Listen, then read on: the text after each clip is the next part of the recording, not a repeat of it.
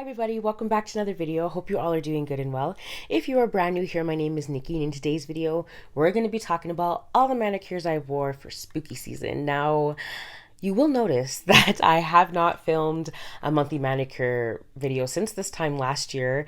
I did wear some polishes, but throughout the year, it just kind of slowed down. I didn't really start again until September.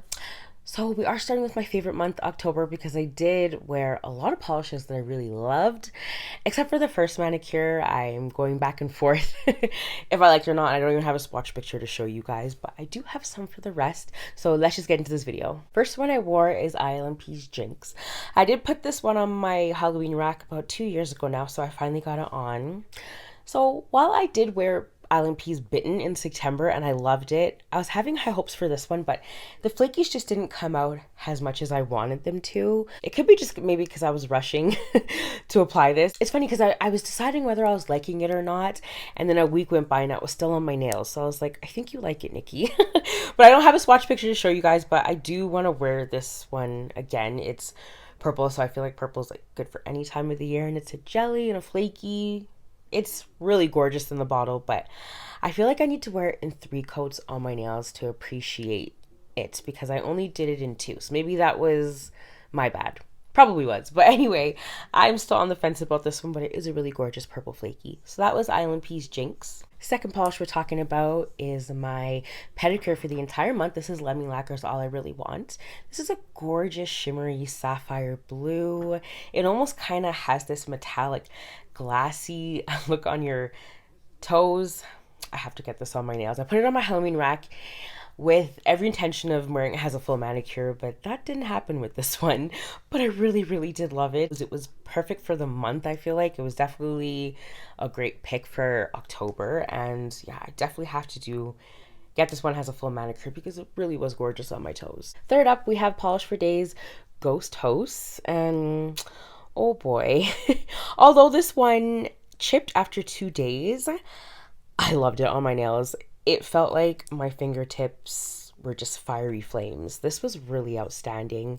Orange is one of those colors that favors me quite well, so I am starting to acquire a lot of them in my collection, and this one has been in my collection since 2020.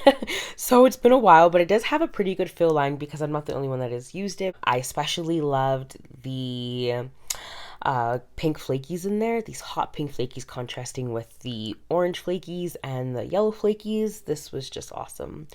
Really love this. I'm gonna have to wear maybe a different base coat with it to keep it on my nails longer next time I wear it, but it was definitely a standout for the month. We have a purple from China Glaze. This is called How You Doing. Now I know this one doesn't look like much in the swatches, but man, this was really nice. It kind of had this Victorian elegance to it, which I really liked. It was dark and brooding for the year. You don't get as much as the gold flakies that you see in the bottle out in the nails, but I just liked how accentuated it made my nail beds look because they're quite small, and I've said this a lot of times. I like when polishes make my nail beds look like wide and big, kind of like Mooncat's Bootlegger does right now. But this one was really gorgeous. I actually got a few compliments on it as well, which I really wasn't expecting because it really just didn't look like much on the nails. But once you start to wear it more, I just felt like it was really cool. This one was one that was kind of just living rent-free in my head during the Halloween season for quite some time now, but I did really enjoy it. It is gorgeous. After that, I did a twin mani with Patricia V on Instagram, and she also has a YouTube channel here on YouTube as well. This is Cuticula's Dead House, which came out in August's PPU of this year for the book covers theme. So this polish screamed haunted house vibes. I love this. Cuticula has been really killing it with the flakies this year, and she has one coming out in December PPU that I'm hopefully going to try not to get because I told myself I wasn't going to shop December's PPU because I've been going hard since July, but we'll see. The base in here is really interesting. It's like this blurple blue color along with those electrifying green, orange, and blue flakies, and with those hot pink ones as well. This was so festive for October, and it was one of the first manis that I posted for October on my Instagram because I kind of was late posting my manis during the month, but I really did enjoy this one. I think I'm gonna have to wear it matte, and also it looked fabulous on Patricia as well. So thanks for tuning with me. Now, that was Cuticula's Dead House. Next, I did a topper polish duo. I picked one from my autumn rack. This is 90's Corn Maze. Hands down, one of my favorite yellows in my collection now. The formula on this was, oh, so good. I knew it was going to be when I swatched it on the swatch reel, but man, the holographic in there just really shines in this one. And I thought it'd be really nice to top it with Garden Path Lacquers, You'll Join Us Someday. So I did really like this combination. It had a mix of Thanksgiving with the yellow and with the seasonal flaky topper. This one from Garden Path Lacquers, I thought it was just kind of a halfway to Halloween manicure along with the Thanksgiving. I did enjoy this one. Oh, like I said, I just hope Jess comes back, but slim chances, but you know, a girl can dream. So that was my Thanksgiving mani. Another polished topper combo I took China Glaze's Westside Warrior, which is a deep, grungy, like army green. It's quite swampy looking, so it definitely does fall under the ugly pretty category, but I thought it was perfect for the fall season. And I topped it with Fancy Gloss's Let It Glow topper, and this is one of my favorite toppers that is in my collection.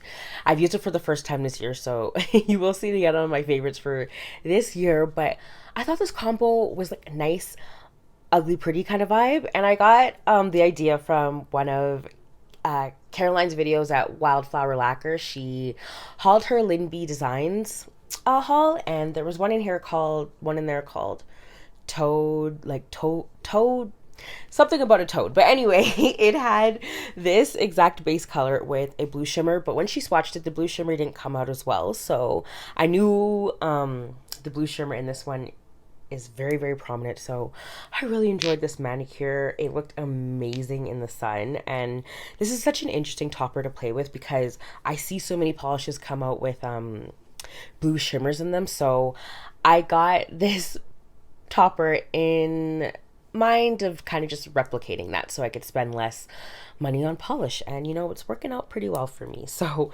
I see me using this pretty quickly, but I did really love this combo. I thought it was just really eerie and elegant at the same time. Okay, this next one is from Sweet and Sour Lacquer. This is the Saws family.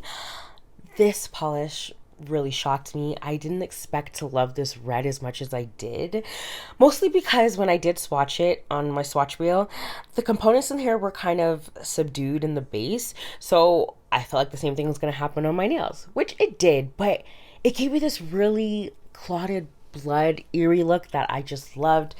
Officially one of my favorite reds in my collection now. This was amazing, and the staying power was magnificent. No chipping or anything. I think the flakies in there, I don't know if makers really use these anymore, but they're called kind of ghost flakies, where they kind of disappear at certain angles and they reappear. I don't know if that's what's in this polish, but that's the vibe it's kind of giving me. So it's very Halloween-esque. I love this so much. So I'm hoping to get it on my nails again pretty soon, maybe even for Christmas, because it's still a red and it's so beautiful. So that was Sweet and Sour Lacquer's The Saws family. The next one I threw on is Polish Today's Look Alive, which came out in her Haunted Glow collection last year, I think it was. Yeah. And this is in a magenta base. It's a really deep, like berry tone magenta with a strong blue shimmer. Pretty sure it's the same shimmer that's in Goblins and Ghoulies. This one, although it did come out in a Halloween collection, it was giving me more winter vibes. So although I did enjoy wearing it, it wasn't giving me those spooky vibes that I wanted. But this is a really pretty polish and lasted really great on my nails. Also did a twin with my mom, and she loved this polish as well. When she saw me wearing it, she wanted to wear it right away, which is rare. So I'm liking that she's just liking not getting into it like I am, but she's appreciating it for what I appreciate it, so it's really nice. I especially love the staying power on me because, you know, polish for days can kind of be iffy with the staying power on me, but this one, you know, it did me good. So that was Look Alive. The next two are ones I picked up from September's PPU for their vintage Halloween theme, and the first one is Painted Polishes, which you were here. My first Crelly, I meant to say, from the brand. And now I know why people are obsessed with painted polish Crellys.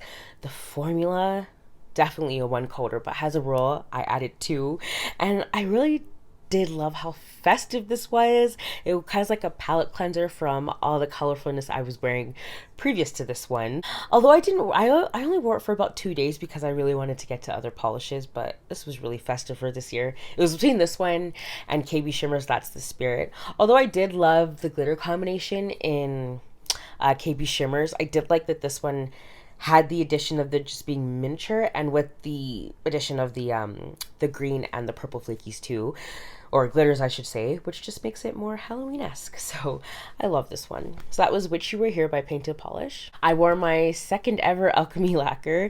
This is Monster Mash. I'm obsessed with the flip that's in this. It looks different in every lighting. Absolutely gorgeous. For me, it does look best in the sun because you can really see the green and kind of like blurful shift that's in that base. So beautiful. I actually have two polishes that are similar to this.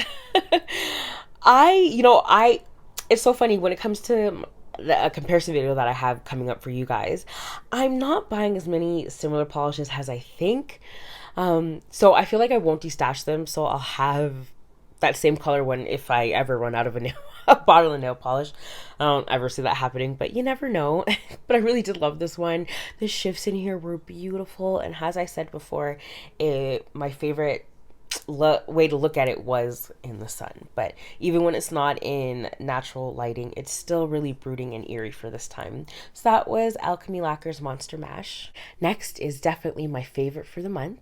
This is Monarch Lacquer's Eerie Embers of Salem, and I was so happy to get my nails this year because I didn't have a chance to last year since I got the package super late. But this one, I knew it was gonna look as good as it did in the swatch pictures. I just knew it. I didn't see this look bad on anybody in the promo shots, and this is just Halloween in a bottle. It is completely festive. I almost wish I actually wore it for my Halloween manicure, but I just wore it for Halloween weekend. But I love the flakies in here. They are unlike any I have seen before. I feel like this kind of look is very similar to Vanessa Molina's creations with like her really gargantuan flakies, but this one really does look like embers on your nails. It's pretty good in 2 coats, but I wanted it more pronounced. So, of course, your girl added 3, and I was very happy. So, I think this is basically just going to be a staple for every October. If it comes back ever in Rewind, I would probably get it again because it's just too good. And I can see me going through this real quick. So that was Eerie Embers of Salem by Monarch. My last polish topper combo was from Polish for Days Eternal Glow. This did come out in her recent Halloween collection for this year. And I topped it with Fancy Gloss's Halloween Party. Man, this was fun. I do think I want to maybe wear it matte because the flakies in there when I took the picture in low lighting gave me a very matte look. When Polish for Days Eternal Glow is on my nails by itself, it does have a pretty strong visible nail line look, which wasn't my favorite. There's some polishes that I do like that are like that, but that one wasn't this one. So when I do wear this again, I will wear it with a blurring line base coat if I remember, because sometimes I always don't. But well, most of the time I never remember. This combination is super fun. I got a lot of compliments. I find with Fancy Gloss's toppers, it is quite base heavy, so you do have to kind of play around with the flakies to get them where you want. But I just kind of try and scrape off as much of the base as I can on the brush, but it can be a bit difficult to manipulate the flakies just because it's so base heavy. But yeah, I did love this combo. I thought it was a lot of fun. Kind of remind you of like a Halloween funhouse. The next 2 are both Polish for Days, and I threw on Jack-o'-lantern. Okay, so when I first put this on, you guys, I didn't like it. But I'm only saying that because Monarch lacquers just impressed me so much. I guess I had just the same expectations for this polish. Not that it let me down because I am going to keep in my collection. I did wear it on my nails for a few days and I end up really loving it. I think I will appreciate it more when it's matte because you can really see all the flakies that way.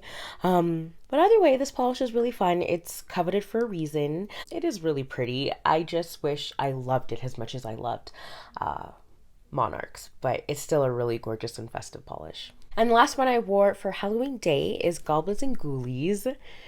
This is phenomenal, you guys. I'm sure we all know why this is Polish for Days top selling polish. It is stunning. I see it coming back for Rewind again next year as well. I don't see me picking up a backup bottle just because a lot of polishes do come out like this now, but there's nothing like the original, you know? The formula on this was absolutely amazing. It dried really, really quickly, and yeah, the staying power was great. No wear on my tips. I wore it for about 4 or 5 days, I believe, after Halloween. For me, this could easily be an all year polish too. I could see it in the wintertime with putting a kind of like white flaky top around it to kind of give it like a snow glow look in the night sky or something like that, like snow falling at night.